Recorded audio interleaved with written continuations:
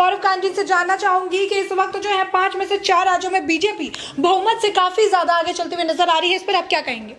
सबसे पहले मैं जो भी पार्टियां बढ़त बनाए हुए हैं और रुझान जिस तरीके से बोल रहे हैं, सबसे पहले तो मैं बधाई देना चाहूँगा भारतीय जनता पार्टी के नेताओं को, उनके कार्यकर्ताओं को कि उनकी मेहनत रंग ला रही है। और साथ में मैं पंजाब में जिस तरीके से रुझान मिल रहे हैं आम आदमी पार्टी के लिए, तो उनके नेताओं को, कार्यकर्ताओं को बधाई देना चाहूँगा कि उनकी मेहनत रंग लाई। और सबसे पहले ये भी साथ में कहूँगा कि जो भी जनादेश मिल रहा है उसका सम्मानपूर्वक स्वीकार करें और किसी भी तरीके की हिंसा या रिएक्शन के लिए कोई भी प्रतिरोध करने के अच्छी बात नहीं है और उसको स्वीकार करना चाहिए। और जिस तरीके से एग्जिट पोल ने परसों बता ही दिया था, 7 तारीख को बता दिया था कि इस तरीके का कुछ रुझान रहने वाला है, तो वही वैसा बनता जा रहा है। लेकिन सबसे अच्छी बात देखने को मिल रहा है उत्तर प्रदेश का। कुछ चैनल्स ने दिया कि नियर अबाउट 300 सीट्स बीजेपी के लिए मिलेंगी और वैसा कुछ दिख रहा है।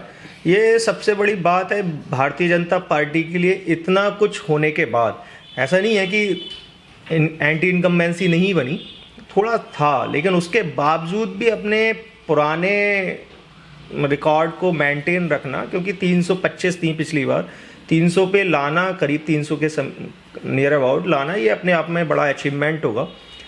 और एक नज़र और जा रहा है, जिस तरीके के हमारे पास सूत्रों से जानकारियाँ मिली कि इस बार भारतीय जनता पार्टी के लिए मुस्लिम वोट्स भी करीब 3% से लेकर 5% का नियर अबाउट ये मिला है। तो ये भारतीय जनता पार्टी को बहुत बड़ा अचीवमेंट है और उनकी विचारधारा को लोग सपोर्ट कर रहे हैं, ये एक बहुत बड़ा अचीवमेंट कहा जाएगा।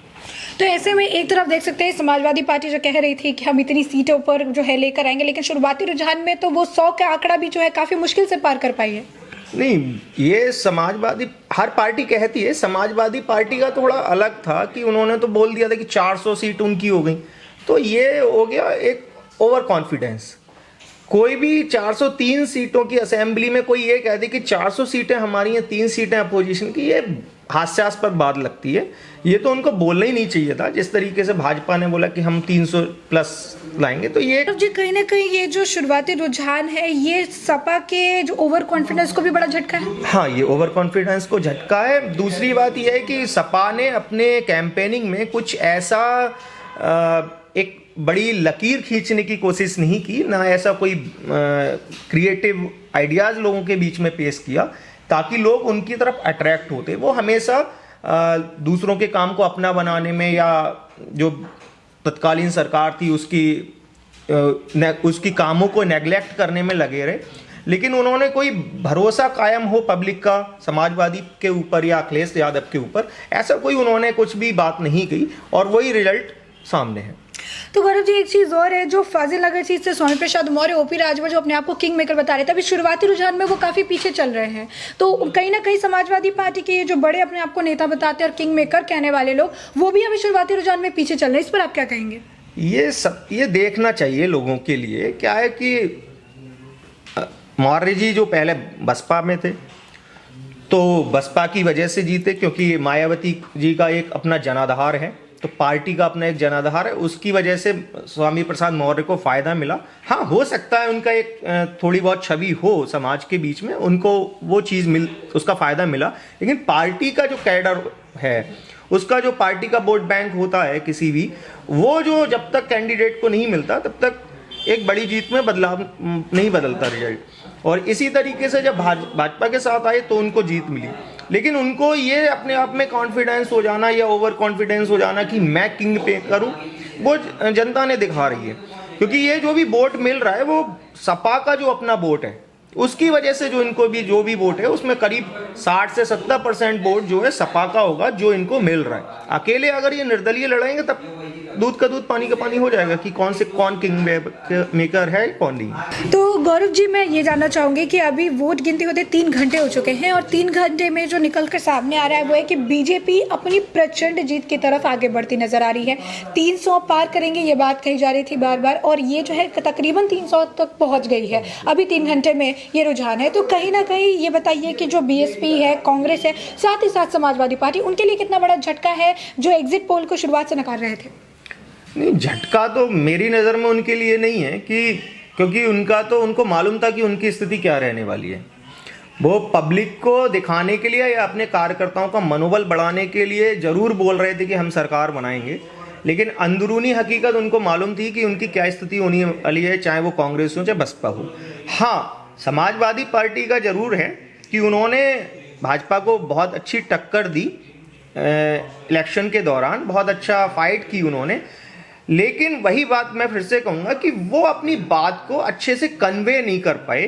वो बस एक तू मैं वाली कैंपेनिंग में फंस के रह गए, जबकि भाजपा के पास अपनी 5 साल के कामों को लोगों तक रखने की एक बहुत बड़ा उनके पास था, मटेरियल रखने का था, और उन्होंने रखा।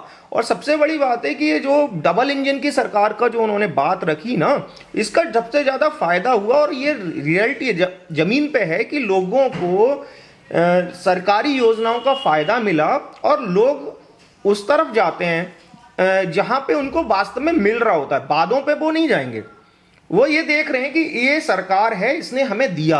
अब कोई ये कहे कि हम आएंगे और हम देंगे, ये भाई अखिलेश जी 2012 से लेकर 17 तक सीएम थे ना, उन्होंने जमीनी स्तर के लोगों को कहां फायदा पहुंचाया, तो लोग देख चुके हैं।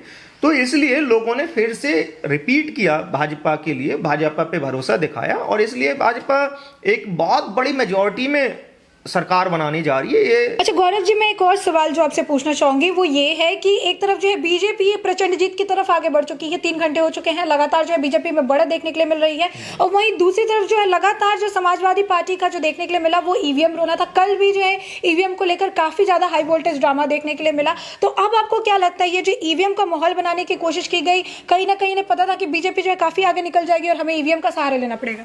ये ना 2014 से एक ट्रेंड बन गया।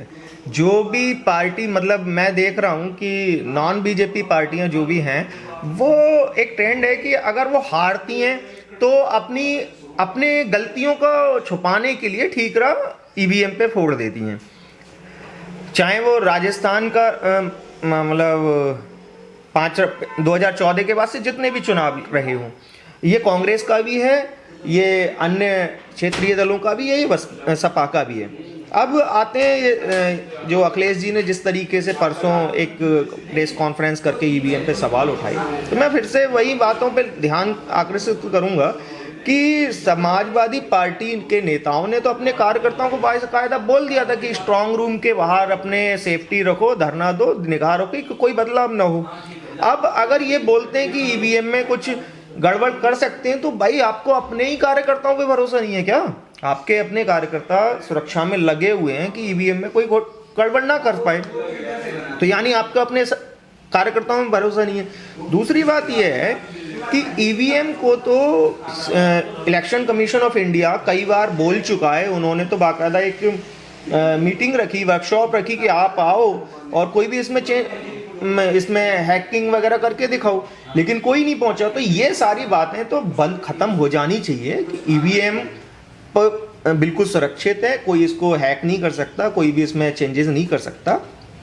और दूसरी बात यह है कि अब जिस तरीके के रिजल्ट मिलने शुरू हो गए हैं, तो चाहे समाजवादी पार्टी हो, कांग्रेस हो, बसपा हो, और जितने भी विपक्षी दल हैं, उनको जनता के जनादेश को स्वीकार करना चाहिए और कोई भी ऐसा वक्तव्य या कोई भी ऐसा एक्शन ना करें ताकि समाज में गलत संदेश जाए, कोई हिंसा हो या अराजकता फैले। तो जैसे कि अभी आपने गौरव कांत जी को सुना, उन्होंने बताया कि किस तरीके से जो अभी 2-3 घंटे हो चुके हैं मतगणना होते हुए, और ऐसे में बीजेपी प्रचंड जीत की तरफ जो है आगे बढ़ रही है, बहुमत से ज़्यादा लेकर आई है और सिर्फ 5 में से 4 राज्यों में जो है आगे बढ़ती हुई नजर आ रही है। तो ऐसे में आपने इन बातें भी सुनी कि इनका क्या कहना है, इनका क्या रुख है इसे लेकर।